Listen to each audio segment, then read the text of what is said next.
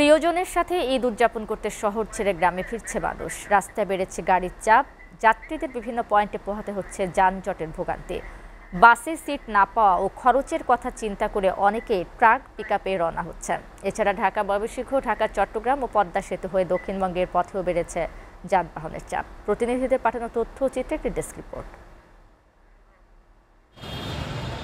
উত্তরবঙ্গের প্রবেশদ্বার হিসেবে খ্যাত গাজীপুরের কালিয়াকৈর উপজেলার চন্দ্রার দ্রিমুর এলাকা থেকে কয়েক কিলোমিটার জুড়ে ধীর গতিতে চলছে যানবাহন। এতে ঈদ যাত্রায় যাত্রীদের দুর্ভোগ তৈরি হয়েছে। মহাসড়কে কাজ করছেন 4000 পুলিশ সদস্য, রয়েছেন সেনাবাহিনী ও বিজিবির সদস্যরাও। এদিকে কাঙ্ক্ষিত গাড়ি না পেয়ে খোলা ট্রাক পিকআপে ঝুঁকি নিয়ে বাড়ি ফিরছে অনেকেই।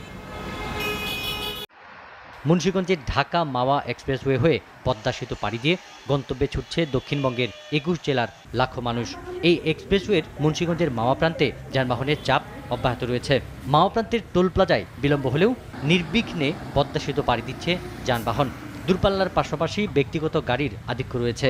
মোটরসাইকেল, প্রাইভেট কার ও মাইক্রোবাসেও গন্তব্যে ছুটছে কেউ কেউ। ঢাকা টাঙ্গাইল যমুনা সেতু মহাসড়কে 25 কিলোমিটার এলাকা জুড়ে যানজট ও গাড়ির দীর্ঘ সারি। অতিরিক্ত গাড়ির চাপ এবং সেতুতে কয়েক দফা টোল আদায় বন্ধ ও ধীর গতি থাকায় করটিয়া থেকে যমুনা সেতু পর্যন্ত যানজটের সৃষ্টি হয়েছে।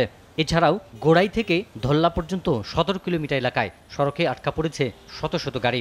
চরম ভোগান্তি পোহাচ্ছে ঘরমুখো মানুষ ও চালকরা। নারায়ণগঞ্জের ঢাকা চট্টগ্রাম ও ঢাকা সিলেট মহাসড়কে যানবাহনের বাড়তি চাপ থাকলেও কোথাও যানজট নেই। মহাসড়কে র্যাব 11 জেলা ও হাইওয়ে পুলিশের একাধিক টিম কাজ করছে। রাজধানী থেকে ঢাকা চট্টগ্রাম ঢাকা সিলেট মহাসড়কে 33টি রুটে বাড়ি ফিরছে পূর্বাঞ্চলের 18 জেলার মানুষ। SATV news desk.